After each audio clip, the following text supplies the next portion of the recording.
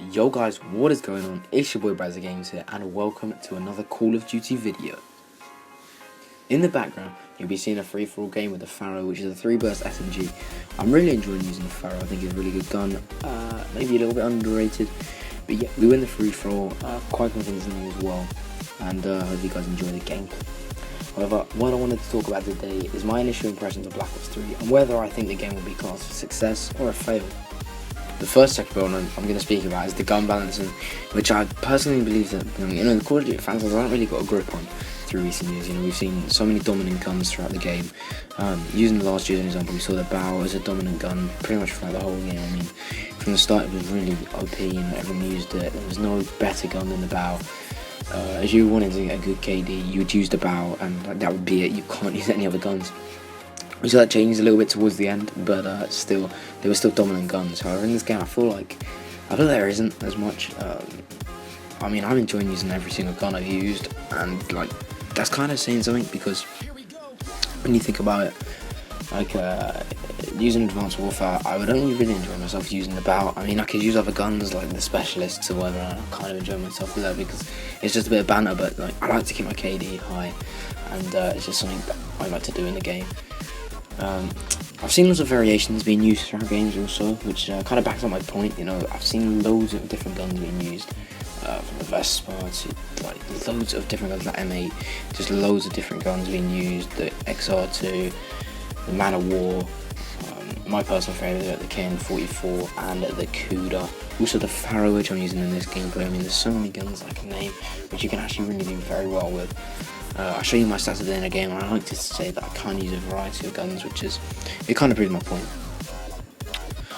So another topic that's frequently spoken about with Call of Duty is kind of the maps, and yeah, for this Call of Duty I think they've got it perfectly. I love almost every single map. There's a few exceptions, and you don't really see a frequent map coming up, so I'm gonna use a past Call of Duty as an example again, which could get a bit repetitive, but yeah, it's so that you can base it off. So, for example, Modern Warfare 2, it'll be Terminal every time.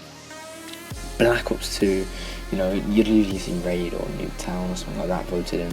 However, this year I feel like, even though we've only had the game 4 days or 3 days, maybe I'm getting ahead of myself, but I just think that the maps are perfect. There's a good balance in between the maps. And I like the idea that they put the 3-lane layout back into the game. It allows much more fluent gameplay. You've got the flanking option. It adds a new element to the competitive scene. I'm not a competitive player, obviously, but when I'm trying to win games, I have to watch behind me, I have to watch front, I have to watch side. I kind of enjoy. Some people might say I get a bit of a nuisance, but I kind of enjoy the challenge of people being behind me in front and sideways, instead of just say it was one lane, you'd be looking down and they'd be looking up at you and you'd just be shooting and shooting and shooting. It's just boring. The 3-lane layout allows them to flank around, pushing from the sides with the little gaps in the middle. So all I've spoken about today is kind of positives of the game. However, it does have a negative. This will be the one main negative that I would have to point out. We could also speak about the score streaks quickly, which I like. I like pretty much every single one. I think the wraps are not as good as they could be. I think the talent could be a little bit better. There's also another one that I completely forgot about, but otherwise than that, I think the score streaks are fine. They're fun. You always get a weird balance of score streaks because some are better than others. It's as simple as that. But others are fun to use, so that's basically how that goes. However, what I really want to speak about was the matchmaking and lag that I have received while playing it.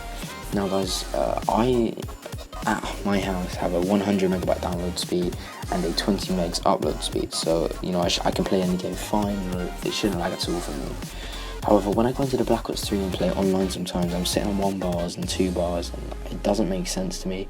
It's not just me either, it'll be the whole game, it'll be the whole lobby. I had an example today, but the file was corrupted, where everyone in the lobby was 2 bar and 1 bar, and that is just not acceptable.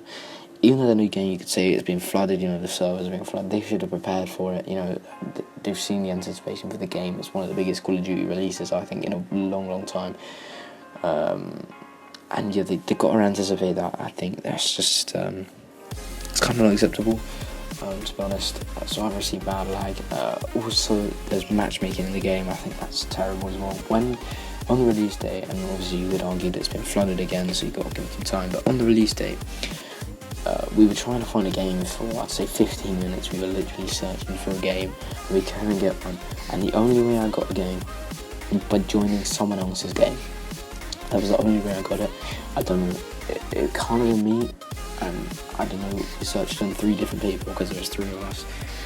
So, I don't know, I just don't think that's acceptable either. And also, the main thing that I want to speak about is the team balancing. I'm going to upload a gameplay in a few days, and it's going to show how unbalanced the teams are in this game. I dropped like a 70 bomb or something. I literally went off. I had like 3 plants, 6 defusers and stuff. I was literally playing like the best game of my life. We still lost. The rest of my team, not one went positive, and they struggled to get above 25 kills. So I mean, it's just not fair. The other team were having like consistent 30s to like 15s, getting 2 KDs and stuff. And luckily I was the one like wrecking, so to speak. And the team ranking is just not good.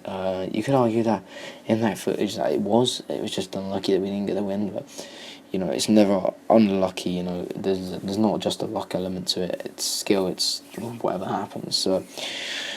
Anyway guys, if you guys did enjoy any of this commentary, gameplay, whatever, you learned something, you thought my opinions were kind of accurate at all, which they probably weren't, but let's move on from that. You know, make sure you hit the subscribe button, like, comment. It's my first big commentary on the YouTube channel, so yeah, any comments, any likes would be muchly appreciated, greatly appreciated, not muchly, fair play. But other than that guys, I'll speak to you in a bit. Peace out.